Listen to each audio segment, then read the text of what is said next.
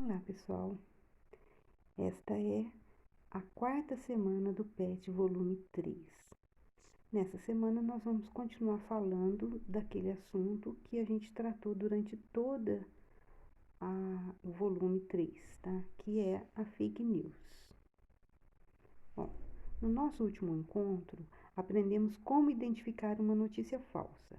Confira os 5 passos para ajudar a identificar se um site é falso ou verdadeiro e não cair em golpes. Tenha sempre em mente: de onde vem a informação? Os sites com esses URLs geralmente são legítimos. É o .com, .org, .net, .edu ou .gov. Os sites falsos geralmente têm URLs que terminam com lo.com.co. Como alternativa, URLs falsos estão incompletos. Os sites falsos têm nomes semelhantes aos sites autênticos, como por exemplo, Casal Bahia, ao invés de Casa Bahia. Bom, vamos então à primeira questão. Nós temos aqui um texto que mostra imagens de casos de golpe que aconteceram na internet. E o texto 2, eu vou fazer a leitura, vocês seguem aí comigo.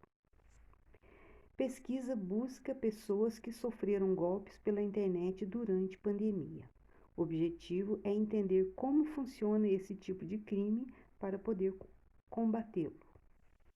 A autora é Crisley Santana. Segundo a Pesquisa Nacional por Amostra de Domicílios, PNAD, produzida pelo Instituto Brasileiro de Geografia e Estatística, o IBGE, publicada em abril, o número de brasileiros com acesso à internet no fim de 2018 era de 135,9 milhões. Significa que apenas 54% da população possui em mãos todas as facilidades oferecidas pela web. Os benefícios do uso da rede, porém, também trazem outras consequências, como golpes virtuais. Para entender como esses golpes têm se propagado durante a pandemia de Covid-19, pesquisadores da USP buscam voluntários. O estudo é conduzido pela professora Daniela Oswald, da Escola de Comunicações e Artes ECA, da USP, e pela estudante Marcele Pedroso. O objetivo é compreender como as mensagens enganosas contendo golpes atuam, por quais redes sociais são enviadas com maior frequência e como reagem as pessoas que as recebem. Algumas dessas mensagens enganosas, por exemplo, eram compartilhadas por pessoas que acreditavam estar enviando informações sobre o auxílio emergencial, disponibilizado pelo governo federal para brasileiros de baixa renda. O link, entretanto, encaminhava o usuário para revelar informações pessoais para endereços desconhecidos. A participação na pesquisa é voluntária, mas a contribuição é de grande ajuda para o estudo que está sendo desenvolvido e seus resultados, que podem conscientizar sobre os golpes cibernéticos e gerar prevenção.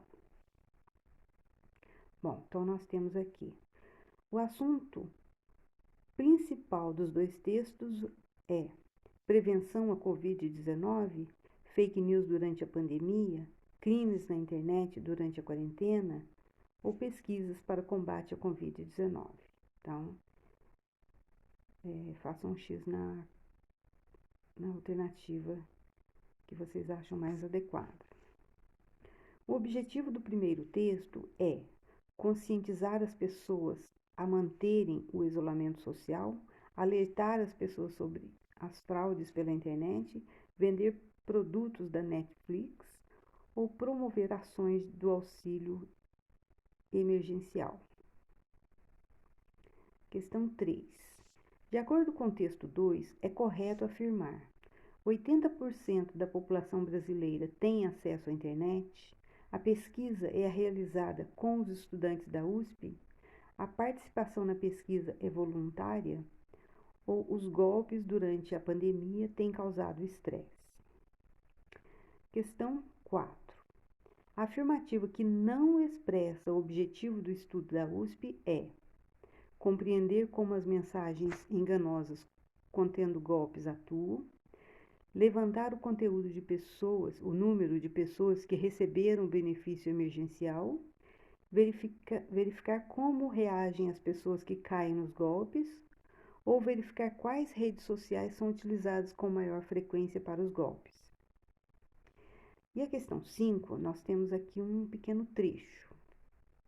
Quando você planta um meme fértil em minha mente, você literalmente parasita meu cérebro, transformando-o num veículo para a propagação do meme, exatamente como um vírus pode parasitar o mecanismo genético de uma célula hospedeira. Então, esse texto é do Richard Dawkins. Aí aqui está dizendo, que tal fazermos uma campanha para diminuir as notícias falsas, para diminuir as notícias falsas? Então, está pedindo para produzir um cartaz para seus amigos e familiares que tenha o objetivo de informar como as notícias falsas podem influenciar nas decisões e vida das pessoas, ou como os golpes podem fazer com que caiam em armadilhas e levem prejuízos.